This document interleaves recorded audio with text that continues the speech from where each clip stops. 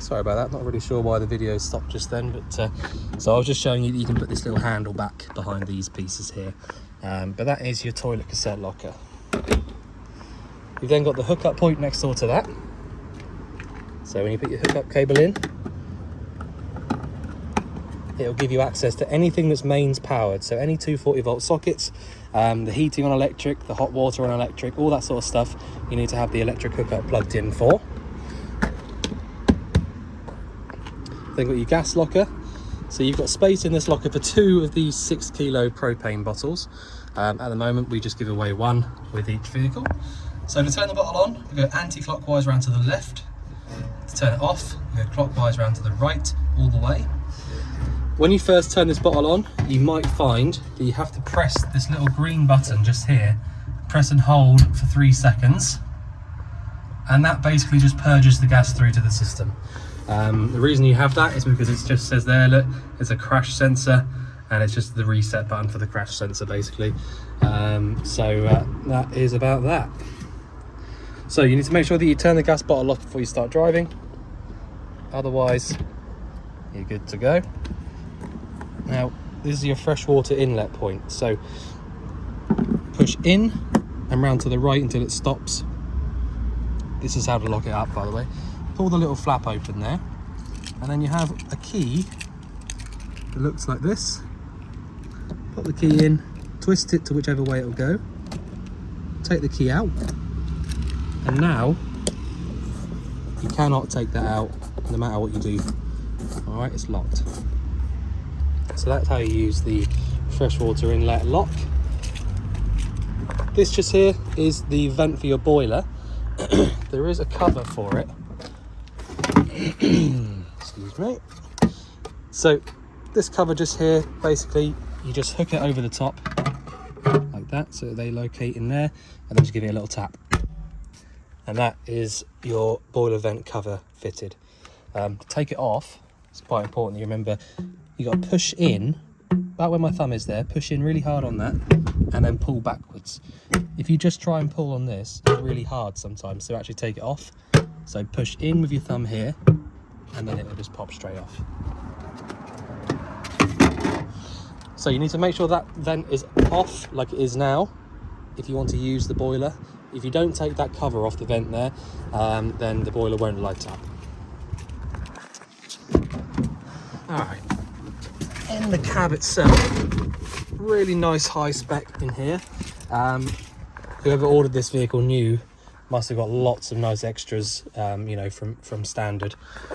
I must admit, I don't really know exactly what this is for. I remember when we got the vehicle in, I was trying to work out what it was for, but I'm sure we can look into that and find out, but at the moment I'm not sure what that's for.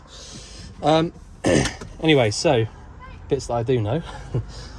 You've got your electric adjusting mirrors from here, so you adjust the mirror that you want to move, so you basically select which mirror you want to move and then just move it around like a joystick basically.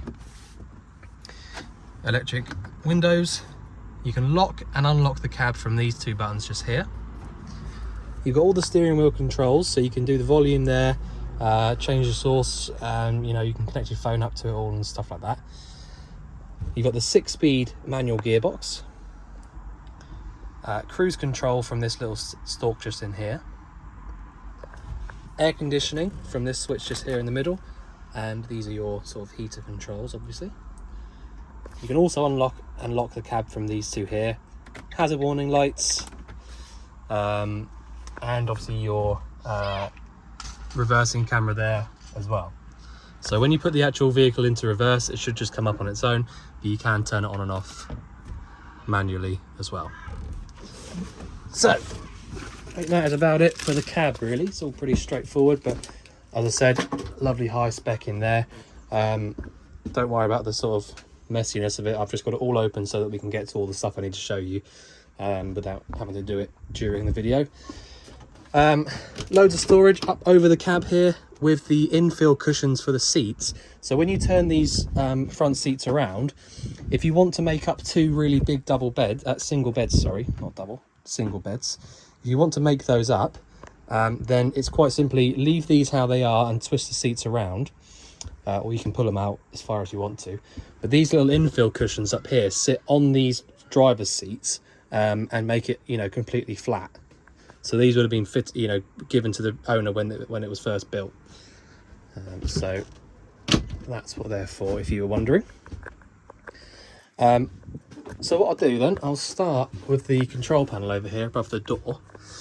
So as soon as you come in and press this power button here, and by the way, before I start, my hands aren't actually as dirty as they look. It's just old paint. So anyway, right, so power button on.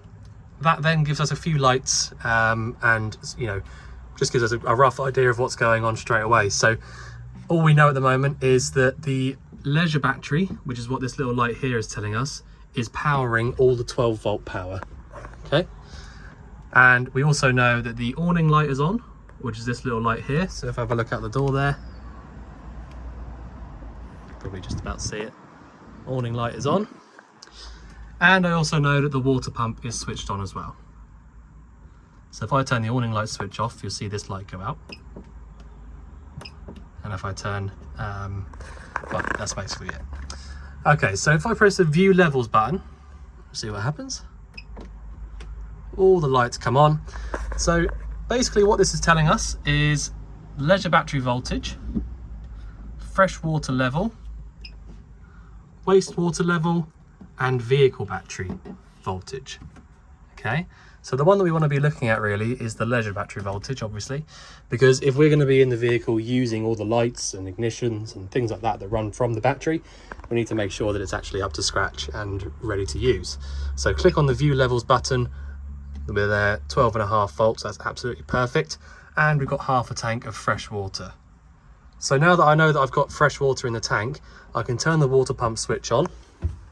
And when I come to the tap here, I can pull to the right for cold water. You can see there, good pressure, no coughing and spluttering. And I can then go to the hot side as well. Also, good pressure, no coughing and spluttering. When I turn this tap off, the pump should turn itself off.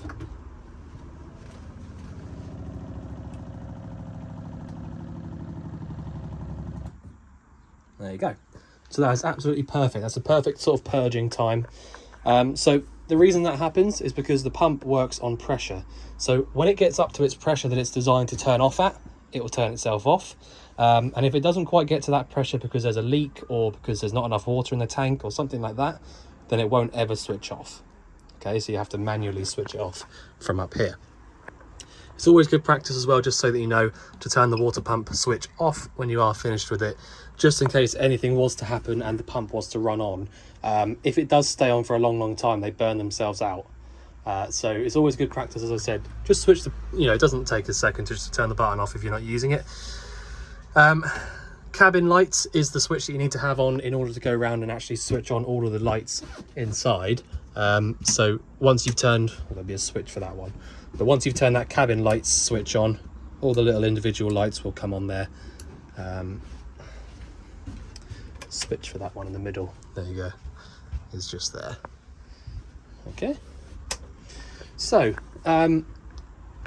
that's basically it really for the control panel. This little light here will be on if the electric hookup is plugged in. But yeah, so power on, cabin lights on, and then if you want to use the water pump switch on as well. So something that's really important, if you're going to be using the boiler, which obviously I'll show you how to do in a minute, but if you're going to be using the boiler for hot water, you need to make sure of two things. You need to make sure that one, this little boiler drain is laying flat like it is now. All right, if this boiler drain is upright like this, all the water inside that boiler there will be drained onto the floor. So the only reason you would ever need to do that is if you wanted to drain the boiler out for all of its water in the winter time. If this is left pressurized with water and all these pipes are pressurized and all that sort of stuff and the pump's left on or whatever during the winter and it freezes, because these are hard pipes, they will crack as the water freezes and expands. Well, the actual physical pipes don't tend to crack. It's normally these little joints and elbows and, you know, all that sort of stuff. Okay, so you know, I'm not trying to scare you by saying that. All I'm saying is when it comes to winter, if you think you're not going to be using the vehicle very much, just come out here and lift this tab up and drain all the water out from the tank. On that same point, if you wanted to drain the freshwater tank out, you've just got this little cover down here. Okay, so all you need to do is take out these 4 screws, 1, 2, and then 3, 4 at the top, and this whole thing will just pull out. Once you've taken that out, you'll have access to the top of the tank, and there'll be a bung inside. All right, but otherwise, you know, this time of year, you're not going to have to worry about draining that out at all, because it's not going to freeze, you know, for months and months and months. So don't worry about that for the moment. Because I've just drained out a little bit of water from there, when I turn this pump switch back on now, the pump will run on for a few seconds or so as it repressurizes that boiler. So if you listen now, just getting up to pressure. There you go. So what that did just there was it realized that straight away, as soon as I turned the pump on, it realized that there was a little bit of pressure that needed to be built up inside the boiler, because I've just drained out not very much, but enough water to release some pressure. All right, so the pump has just run on for a few seconds just to fill that water back up, fill the pressure up again, and then, as I said, it's got to its pressure and it's working absolutely perfectly because it's turned itself back off.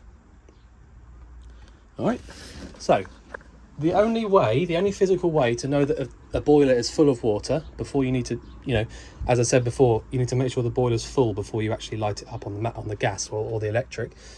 The only way to do that is turn your water pump switch on, come over to the tap here, and just pull the hot water through like I did before. So the hot water's coming through, there's no air in there, so that tells me that the boiler's full of water. Turn it off, pump will turn itself off. So if I just quickly explain that as well, without trying to bore you to death with it. So you've got these 2 pipes. This is a really nice fan to sort of show it on. Sometimes these pipes aren't actually visible. So you've got 2 sets of pipes. You've got the red pipes and the blue pipes. So the blue pipes, basically, you've got this pipe just here that comes directly from the tank, goes straight to the pump there, and then gets sent off to all the various pumps and taps. All right, so that's literally all it does. It just draws water straight from the tank through the pump to the tap, and that's your cold water side of the tap. Yeah, so that's all it does. The hot water side of things comes directly from the tank through the pump, then to the boiler, and then to the taps. Okay, so by pulling the hot water side of the tap there, like I just showed you, it's proving that this is full, because otherwise, you know, if there wasn't any water in this, all the water has to run through it first, and so it has to be full in order to actually send water to the tap on the hot side. All right, so hopefully that makes sense. So that was all I was going to say about that. That's the water pump and the boiler side of things covered.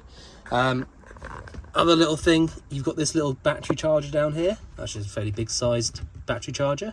Sargent, because it's all a Sargent system, so that's actually a Sargent power supply unit, EC450, and there's also a Sargent control panel up there.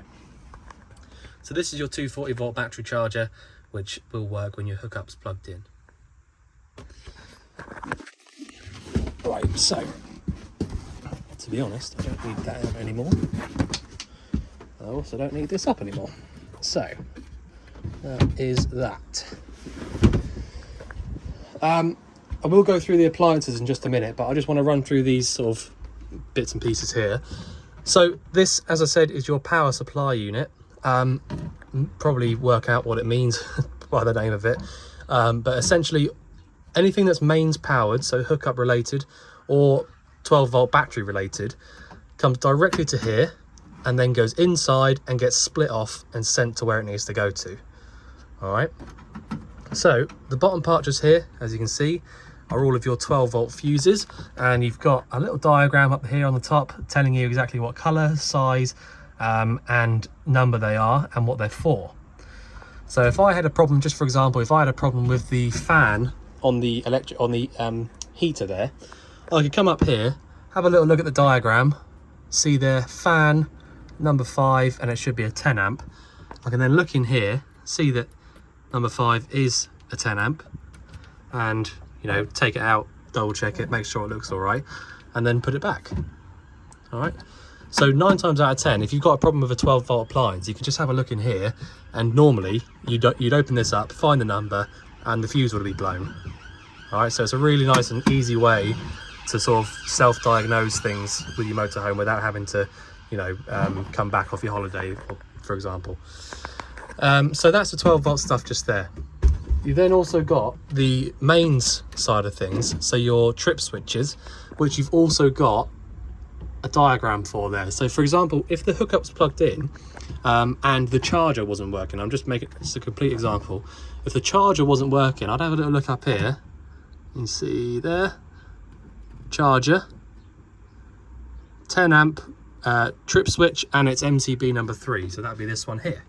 So if I came to it and this was down and showing green, that would tell me that it's tripped for some reason, and that's why it's not working. All right, so that's that. And you've also got these 3 buttons over here. Now you don't actually have to do anything with these. All right, you just leave these as they are, but when you hook the van up, the charger one should shine up green. These 2 may or may not light up. I think they will actually, but basically these should just all light up when you plug the hookup in, just to tell you that they're all working. But you don't actually have to do anything with those. So the only one that you need to know about really is a charger. So if you wanted to, for some reason, if you wanted to, or for whatever reason, sorry, if you wanted to turn the 240-volt charger off, you can do it from that button there. You shouldn't ever really need to turn either of these 2 off, because you've got individual switches for them here underneath. So yeah, just leave all of these on unless you want to turn the charger one off for whatever reason. You can do that there, but anyway, that's that. Right, so the cooker system is pretty self-explanatory really. It's all nice and simple. I tend not to even really show much on these, to be fair, but you've got the electric hob ring at the back there. So when you turn this dial here, 1 through to 6, it basically just starts heating it up straight away as soon as your hookup's plugged in. So that's nice and easy. You've then got bottom left burner, bottom right burner, top right burner, and an ignition to go with those. The grill is, what's that flashing at me for? There you go, look, so there's another example. So fresh water is telling me that the fresh water is empty. All right, so press the view levels button to get that to stop making that noise. So we need some more fresh water in it soon. All right, I just thought I'd point that out whilst we were there. So that's the grill there. The grill is this one just here, also with the same ignition switch. And the oven, same again, but it's this right hand one, same ignition, just down there. Nice and easy. Down here, you've got a plug just there, which would be for the electric hob ring. So you can unplug that if you wanted to for whatever reason. And otherwise it's just storage, pots and pans and things. This bit is a draining board for your sink.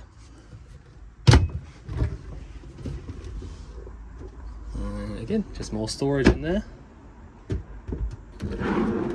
Cutlery. And that is it for in that locker, or that section, sorry. More storage space there. So the fridge is the next one to show you. So this is a Thetford AES fridge, or I think, yeah, there you go, they call them SES, but AES is probably an easier way of remembering it. So it means automatic energy selecting. So if you want it to be on automatic mode, you can just leave it like I've got it now on auto mode, and it should flick through the different modes as and when it needs to.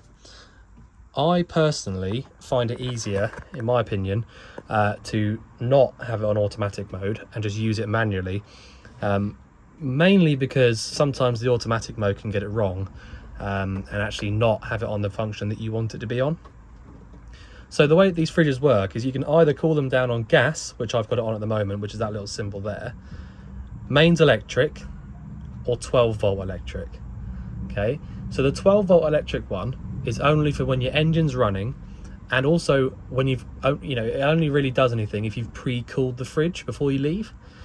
So you have to pre-cool the fridge either via the gas or, if I flick through, gas or mains electric. Okay, now it's always going to throw up a code if you haven't got the hookup plugged in, which we don't at the moment. It's always going to throw that code up there saying no hookup plugged in, so it won't work. So at the moment, the only way I can actually get this fridge cold is the gas. All right, it will light up by itself. You haven't got to do anything to light it up, and then you've just got a temperature setting here on the right, basically.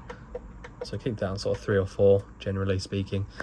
But yeah, so that's how the fridge works. Gas or mains electric, so either gas here or mains.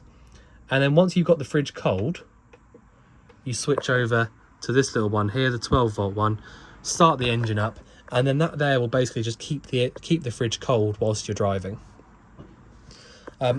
Also, again, try not to chew your ear off, you know, try not to bore you, but you've got what's called a split relay or a split charger. Now, every motorhome has one of these, or every decent brand motorhome has one. So when you start the engine up, basically the alternator sends an extra wire. So it doesn't just charge the engine battery, it also charges up the Leisure. So you've got a wire for charging up the Leisure, but you've also got another wire coming directly from there through to the fridge, which is how you can keep the fridge cold via the 12-volt when you're driving. So cool the fridge down before you leave, switch it over to 12-volt when you start the engine up, and then when you get to wherever you're going, just switch back to whichever one you had it on before, really. So that is how you use the fridge. Push and hold on here to turn it off, and that is that. Behind us, we have got the heater. Now this is being the van it's a very, very high spec. So in the motorhome side of things, it means that you've got the gas and electric heater, and also the is it the electric boiler? It might just be the gas boiler. Oh no, it is the, yeah, okay. So you've got the gas and the electric on the heater, and you've also got the gas and electric on the boiler. So I'll show you the boiler bits in a minute. So if you want to light this heater up on the gas, it's super easy to actually do it. So you've got an electric ignition. So all you have to do is turn this little dial here round to about 2 or 3. You can just about hear the ignition there. Now all you have to do now is push this down and watch down this little hole. So if you watch what happens, should just about be able to see. Even I'm struggling to see it, to be honest, it's so bright today. So you can just about see there a little orange flame. So that's a pilot flame, and all I'm doing now, as I said, is pushing down on 2 or 3. So now all I'm going to do, now that I've done that and I've just letting it warm up a little bit, now all I'm going to do is lift up on this and turn it around to about 7 or 8. So lift up, nothing's changed, turn it around to 7 or 8, and now the main flame has kicked in. So there you go, another good example. See where the flame just went out just then? All I've done now is pushed it back down. Just holding it, it's just basically warming up the heater with the pilot flame so that it's warm enough to accept the main flame. So now I'm going to lift up again.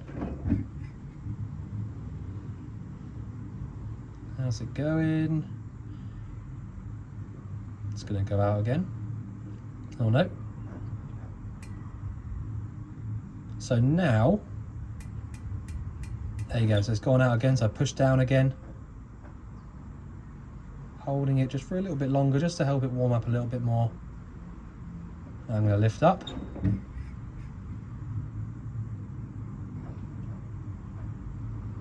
So after a good few goes, it will eventually stay on and you'll just be able to leave it. Which looks like it'll be now. We can leave it. So that is now going to stay on and I don't have to do anything else at all. So I'm going to leave that alone, and basically that flame will just be in there ticking away, getting this whole system warm. Now once you've done that and it's on, you've then got the fan function on it.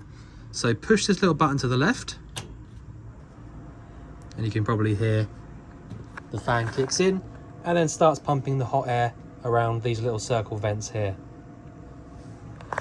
Alright, so that just basically evenly distributes the hot air.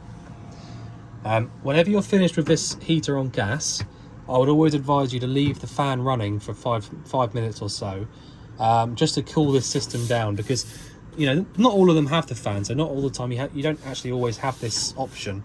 But if you turn the heater off without the fan running, what you'll find is, because it releases so much hot air, you'll find that over the years all of this sort of nice stuff here will start to peel, and it will start to sort of fray, and even the cupboards sometimes they start to sort of bend out a little bit because it's so hot.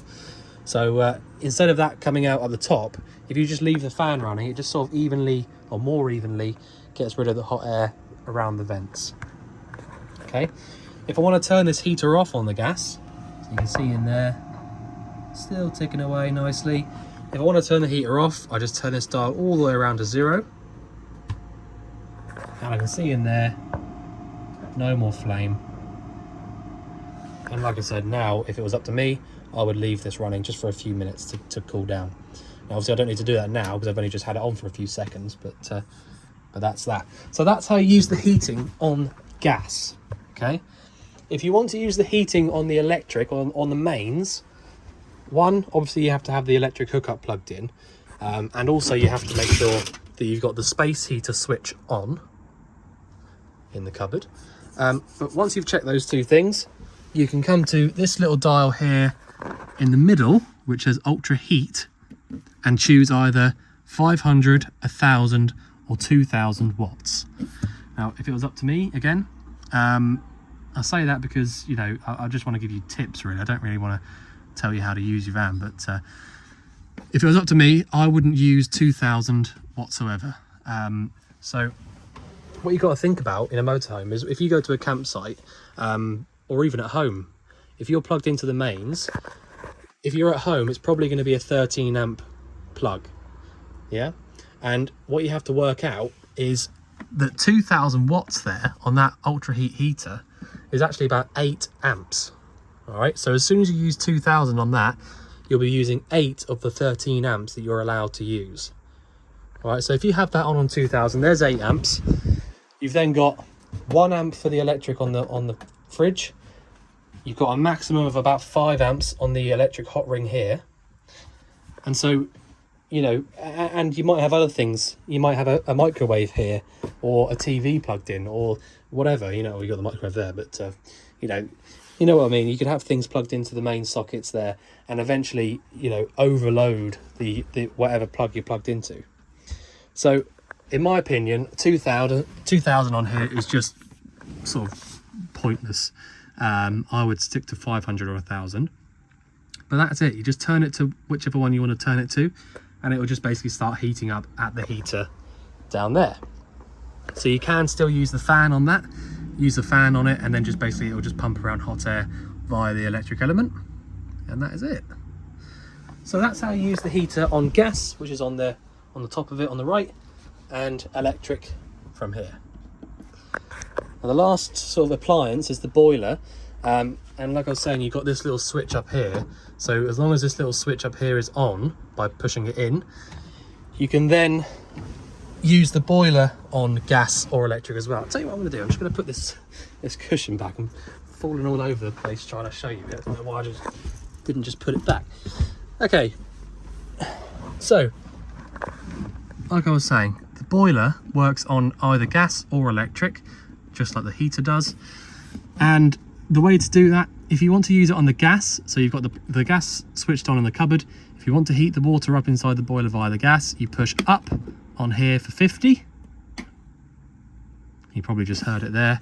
The solenoid opening up and then lighting the boiler up. So there's 50. Back to the middle turns it off, or 70 degrees. So again, bear in mind that the hotter the water, the less of it you'll have to use. So if you did heat it up to 70, you'll be able to have a few more hot showers in the time that you've got, because you only get 10 litres in the tank. Yeah, just another tip. So back to the middle turns it off. So that's how you use the boiler on gas. If you want to use the boiler on mains electric, push up for sort of a small amount of electric, or down for a lot. So again, I think off the top of my head, they tend to pull about 3 amps for up and 5 amps for down, I think, or it might be 2 and 4. But yeah, roughly around sort of 2 and 4 amps for up and down. So that's how you heat the water up via the electric. So that's all that stuff there.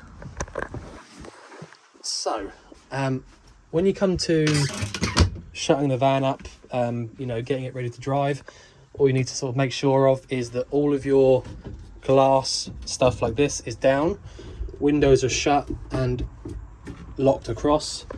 Skylight, if that's open like it is now, pull the arm across and make sure this is pushed all the way up. That's about it really. So the last bit is the bathroom. So super simple in here really, there's not a huge amount I need to show you, but all you need to know really is that you've got the sink here, which you can leave as a sink, or you can pull out and plug in up here in order to use it as your shower. Light switch comes on from there, and the toilet works just by pressing this button here for the flush fluid. There you go, just like I said at the beginning, it's too low, so it's not actually going to draw any water through, so I will fill that up before you collect the vehicle. But flush fluid pumps around from there, and then the actual flap opens up into the cassette by pulling on this, just like that. So if I show you, and that's it. You need to make sure that that flap is over where it is now and closed before you try and take the cassette out from outside, because otherwise it'll be locked in position.